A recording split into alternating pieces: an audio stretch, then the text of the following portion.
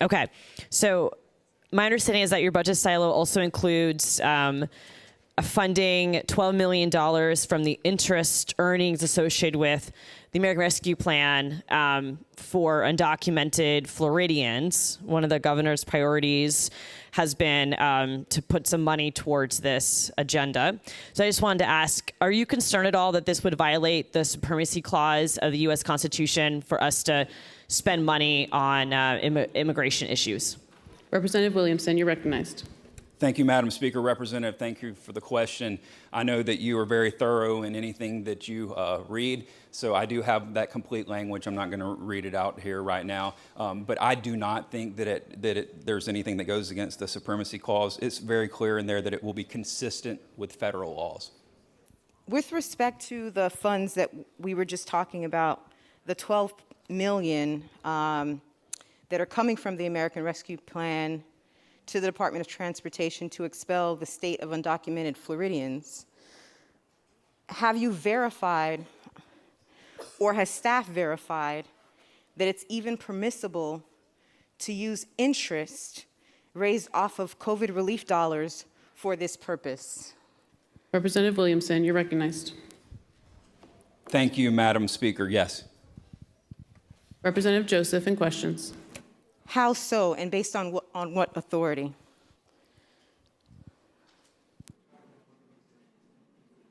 Representative Williamson, you're recognized.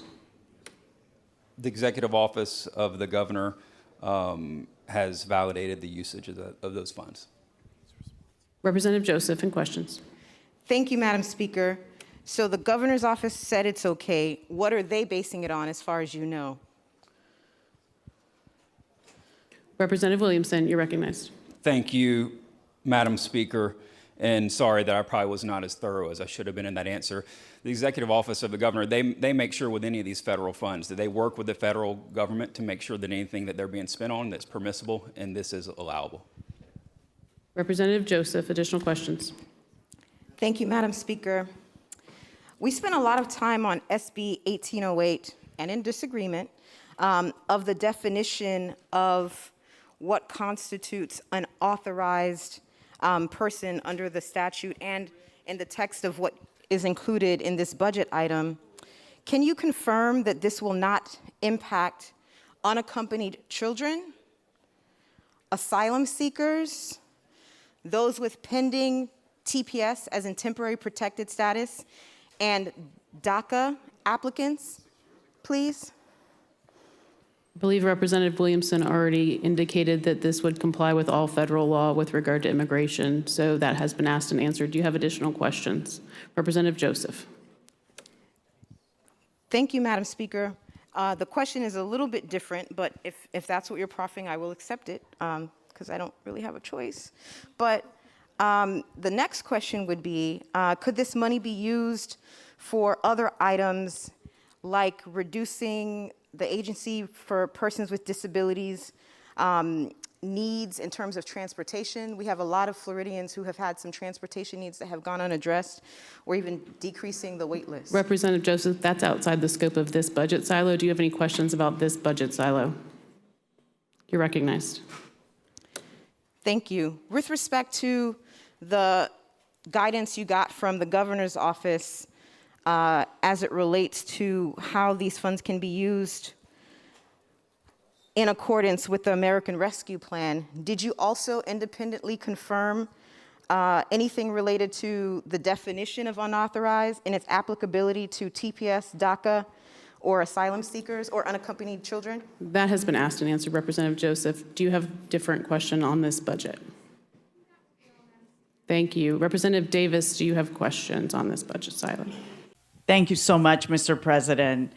Vice Chair Hooper, my question is regarding the $12 million. I didn't hear you mention $12 million. Section 185 has $12 million from the interest earnings associated with the American Rescue Plan to the Department of Transportation to expel the state of undocumented Floridians. Am I reading that right? Expel from the state. Oh, excuse me, Senator Hooper, you're recognized. Thank you, Mr. President. The budget does appropriate $12 million to the DOT to assist unauthorized aliens with transportation to leave the state. Part of this language is done in conjunction with Senator Bean's good lawful, unlawful presentation. The transportation is provided voluntarily and has to be done in accordance with state and federal law. DOT is authorized to work with applicable federal agencies to implement the plan. The program helps someone who is unlawfully present in Florida to be able to go to another location that might be more suitable to their needs. Senator Taddeo, you're recognized. Thank you, Mr. President. Senator, have we verified that it is permissible to use interest rates of the COVID relief dollars for this purpose? Senator Hooper, you're recognized. Thank you, Mr. President. I do not know if that determination has been made. Senator Taddeo, you're recognized. I ask because there is a supremacy clause of the U.S. Constitution where the language says that the agreement must be consistent with federal law, but then it also contemplates the Department of Transportation entering into independent contracts with private parties to facilitate the removal of people unlawfully present, which would be a blatant encroachment on federal preemption of federal government's discretionary enforcement of immigration law. Senator Hooper, you're recognized. Thank you, Mr. President. I've been informed there's no restriction on how we expend the interest on those dollars, and it is allowed. Senator Taddeo, you're recognized.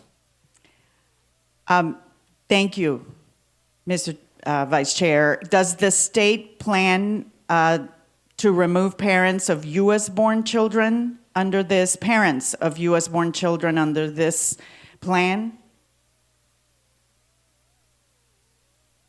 Senator Hooper, you're recognized. Thank you, Mr. President.